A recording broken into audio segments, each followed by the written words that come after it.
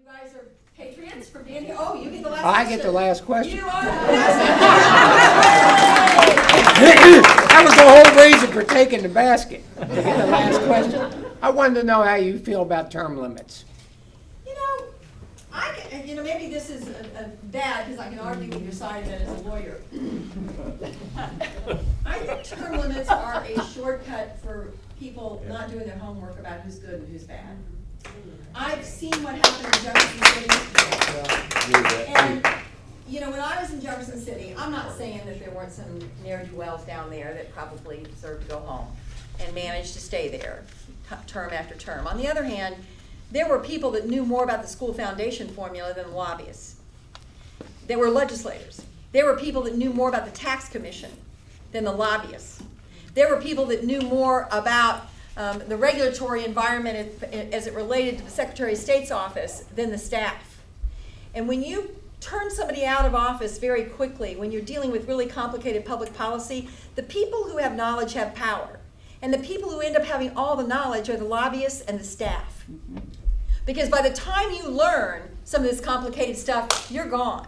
The other thing that happens with term limits, you can't be there that long, and if you want to be in a political office, all those guys down there in Jeff City, you know what they're doing all the time?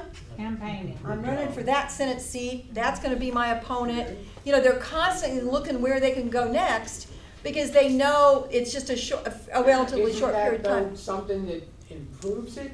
No. Sometimes? When you're talking earlier, you were saying compromise. The compromise isn't there any longer, like it used to be, okay?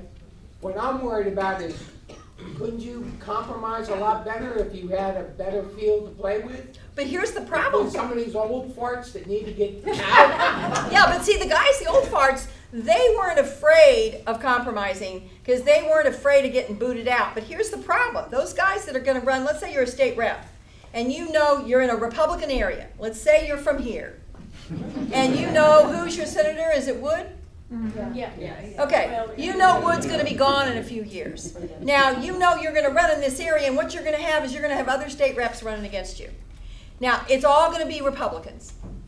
I don't think anybody really believes that a Democrat's going to come along and take this Senate seat. So they're going to be worried about compromising because then in that primary, one of those other Republicans go, well, he was a sellout to the Democrats on that bill. And they'll be afraid to compromise because they want to set themselves up to be the most conservative to win the Republican primary for that Senate seat. So there's, you can argue both sides. What I'd like is if everybody would, hey, I could easily get beat next year. It's possible, for sure. I mean, this is a tough state, right? It's okay. It's not the end of the world. I mean, and if the people decide that I've been there long enough, then they decide that. And so I guess, and I know I've learned a lot. I mean, I know when somebody's talking BS to me on a bill, because I know about the subject matter. I've learned a lot. So there is value in building up some experience.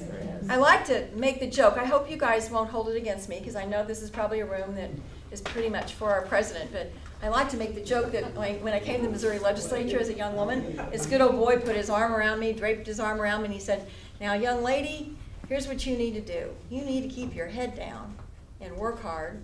Don't talk too much, and maybe you'll get a promotion.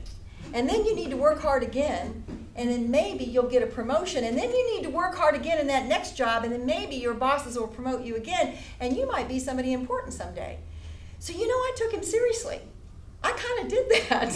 I kept my head down, I kept working hard. Little did I know, all I had to do was be a reality TV star, and I could have gone right to the top.